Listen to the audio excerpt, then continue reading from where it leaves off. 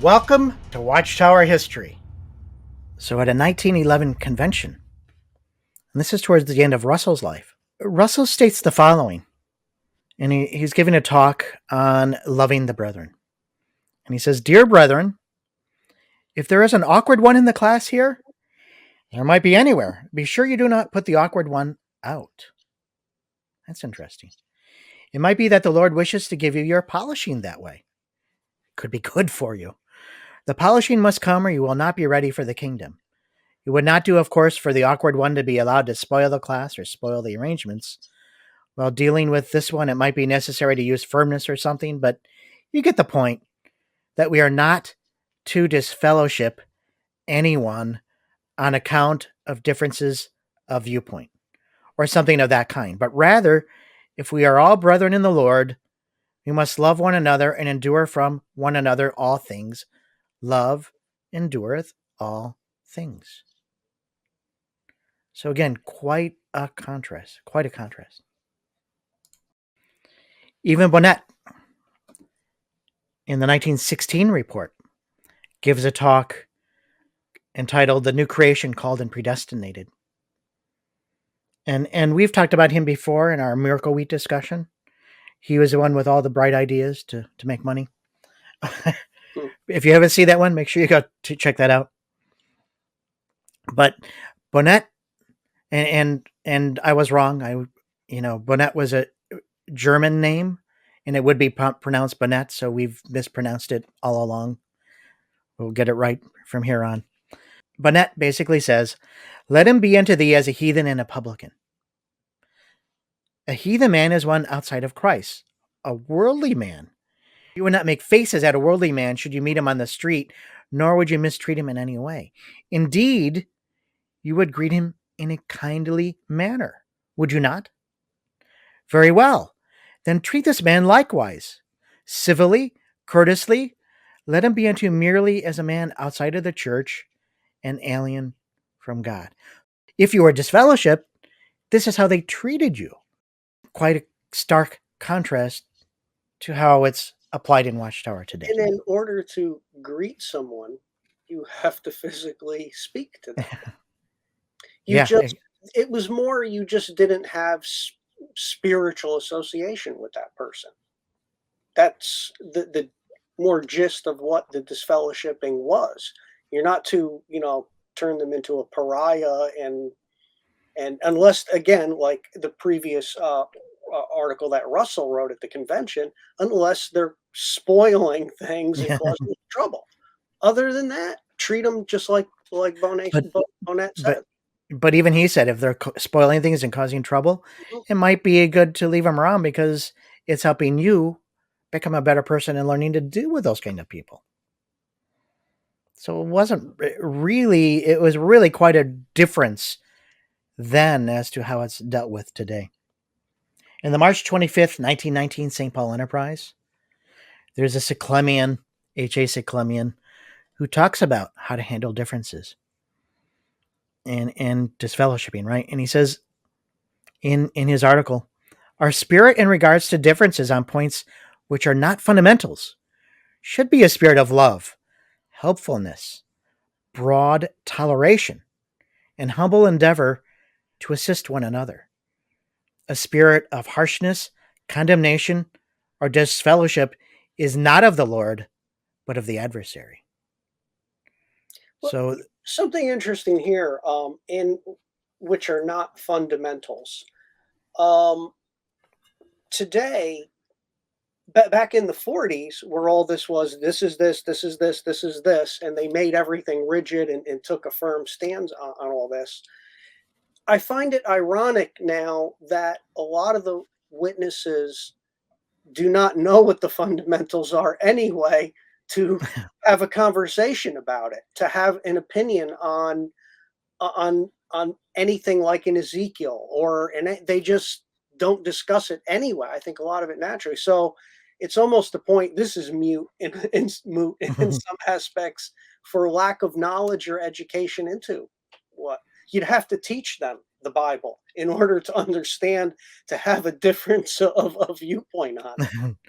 Well, from this exact quote, from this quote, if these folks here saw the modern Watchtower today, they would have condemned it as being from Satan himself. It's quite a they would have never imagined what Watchtower had become living back in that day. It's really different. The very people that the Watchtower says they came from, who is going to rule in heaven over them, would have judged them differently than how they're judging now. So that says a lot in itself right there. Now, as you move into the 1920s, you start to see this, how disfellowshipping starts to change and is modified. And a lot of it is based on what Rutherford himself is doing and how he's trying to get out of it. We discussed a little bit of that in our history of the two witness rule discussion. The disfellowship issue is also handled very differently then versus the way it's handled now. So again, that's another discussion for another time. And it's on our list. We have a list. We're checking it twice. We're going to find out who's naughty or nice. So after the death of Charles Taze Russell, there was a split in the movement. And various ones went different ways.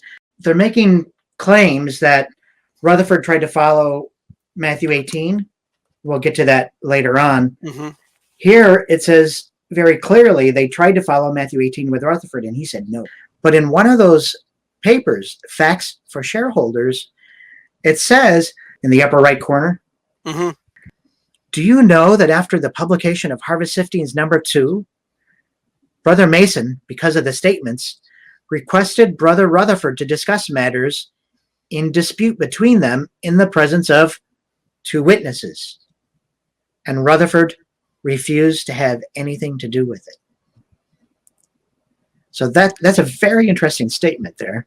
How many witnesses did he want? He didn't want to discuss it. Rutherford did not like the 2 witness rule from the very beginning. So in the New Era Enterprise, there's a letter that's published. And it mentions the split as well.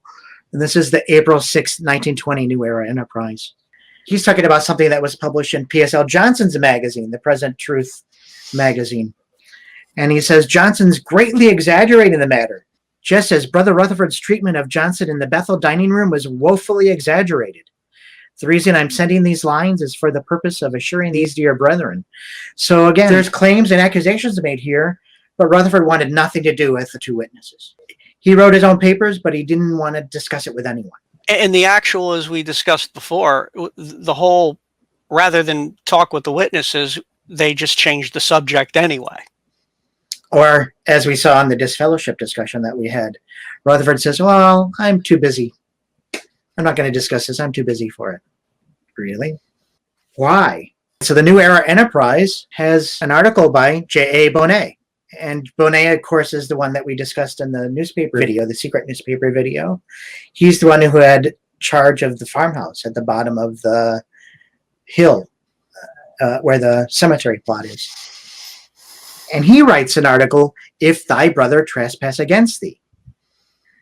So the end of the article has this little summary. It says, if a brother or sister does something, let's overlook it and lay it not to their charge. And let's try to make as little course for offense as possible. So even if they've done something scripturally wrong, just let it slide. And my question for this one is, what prompted this one? Well, if you think about the discussion we had on Fisher, with and the he kept disfellowshipping of Rutherford. The disfellowshipping of Rutherford, I think he went several times to Rutherford, and Rutherford kept saying, stay out of my business. Don't be a busybody.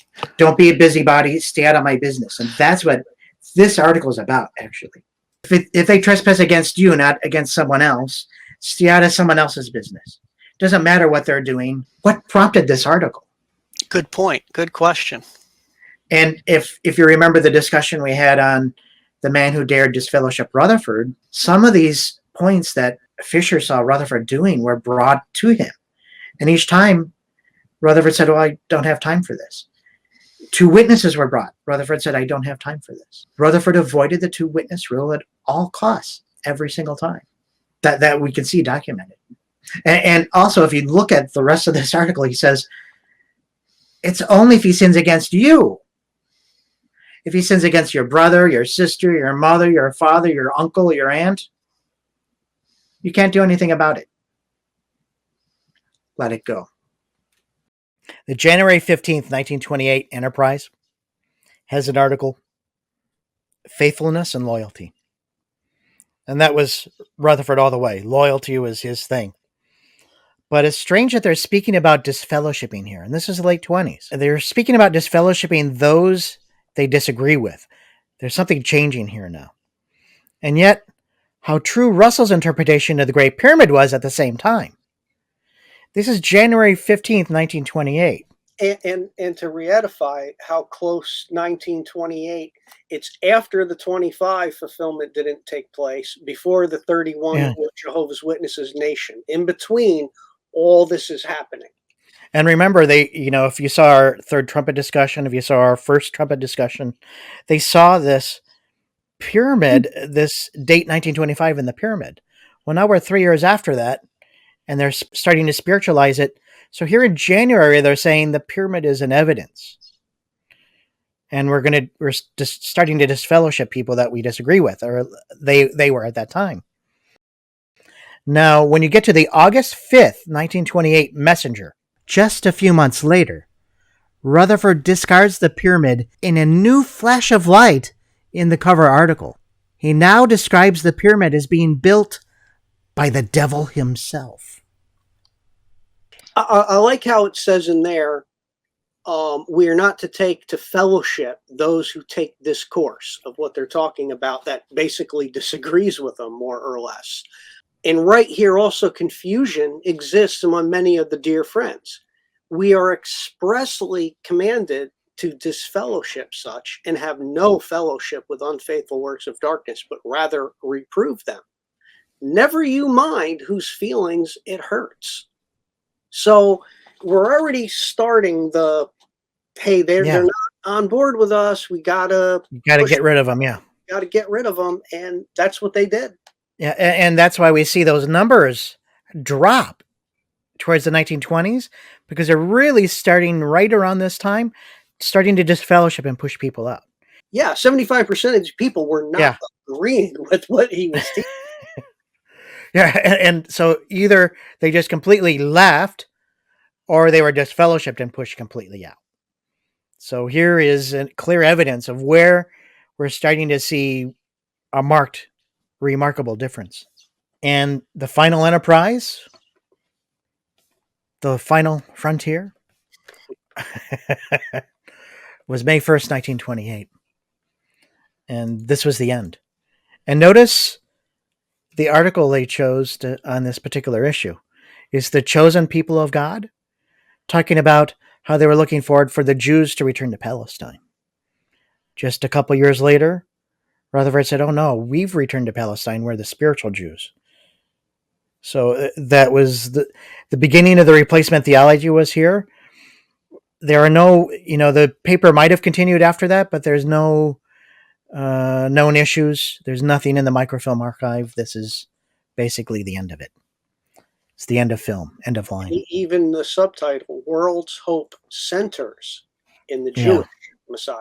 So and there's a worldwide gathering of Christians at Jerusalem. So it's very interesting, the focus that they were making, whereas Rutherford was taking things in an entirely different direction and disfellowshipping those who disagreed with him and removing the editorial board. So if you saw our discussion, The Man Who Dared Disfellowship Rutherford, Part 3, when they got rid of the editorial board, that Rutherford wanted all his ideas. Hey, it's all about me. And when you take these facts and put them all together, disfellowshipping seems like, hey, I've got another tool in my arsenal to be able to do what I want to do and to run things my own way. So again, was it a tool used justly? Well, not if you're kicking everybody out just to disagree, when the whole initiation and inception of the religion was for the Christian liberty and freedom. So it's a new religion, however you look at it. It was a control mechanism, and it was dictatorial control. I don't think there's any question about that. For those who have studied Rutherford and even Knorr, and we're going to get into some of Knorr's presidency here as well, you can start to see that. So it's interesting.